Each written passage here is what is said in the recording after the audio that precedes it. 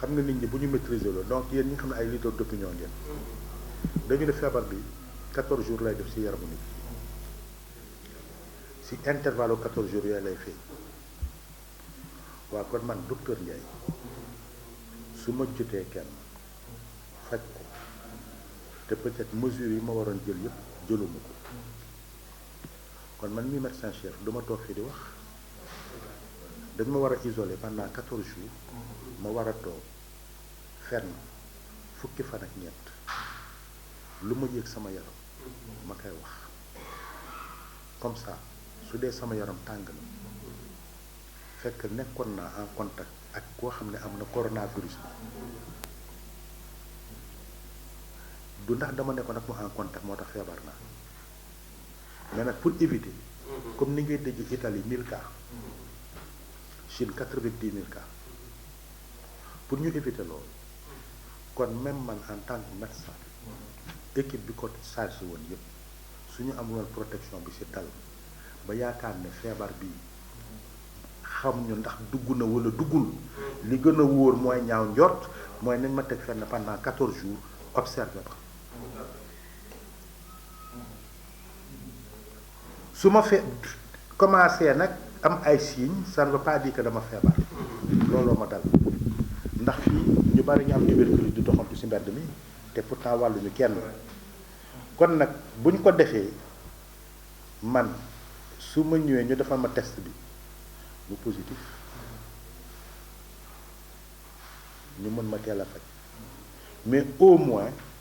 ni may toogee di tichoo yi dem nekk ci biir nit ñi ñoo seet ci ay dara ñu ne ma am na benn réunion Pikine xaw ma ñoo ko bokk am na réunion ma war fa nekk di tichoo léegi def yu kenn xamul bu ñu paree ñu ne ma réunion ba ña fa nekkoon ñépp ku nekk war nañ jël sa téléphone de le suivre vraiment ça va poser problème c'est la raison pour laquelle tey le conseil que je vais donner ndax VIH sida moo gënoon garaaw te aujourd'hui contrôlé nañ ko ce qu'on appelle la participation citoyenne mooy nekk ki feebar sincèrement tey mouchoir à jeter bi 100 francs boo tichoo li nga def fomp boo waroon wàll fukk peut-être benn ngay wàll soo paree raxasal loxo ay eau de javel ak desin ak savon te tam xam ne ñuy raxasoo ndax ñu bari ñoo ngi ne ñoo ngi jël ay désinfectant te xamuñu ne ñuy raxasoo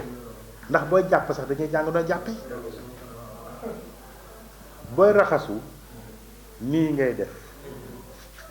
mu wër ne que fii set na soo paree ma dugal nii samay loxo bu may def nii ça veut dire que diggante yi set na su ma paree ma jël fii def nii ba mu wër ne que fii set na su ma paree fii set na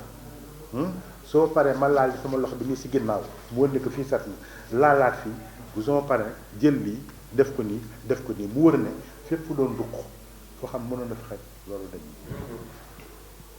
à partir de ce moment là bu nit ñi defee loolu feebar bi dina la doon wàññi waaye bu ñu tolloo foo xam ne nag ñun ñëpp nous allons devenir des cas contacts ndax déjà liñ may oo ci téléphone diw jóge na Espagne démb kii jóge na Maroc démb kii jóge na France démb te ku si nekk chaque jour nga war ko oo demander ko lan moo ko dal et cetera et cetera kon budget communication téléphonique boobu kese rek loolu rek doy na chaque jour war nga ko oo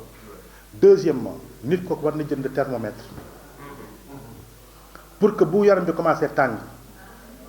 ndax nekkoon na ci dëkk bu ko am da ngay ñaaw njort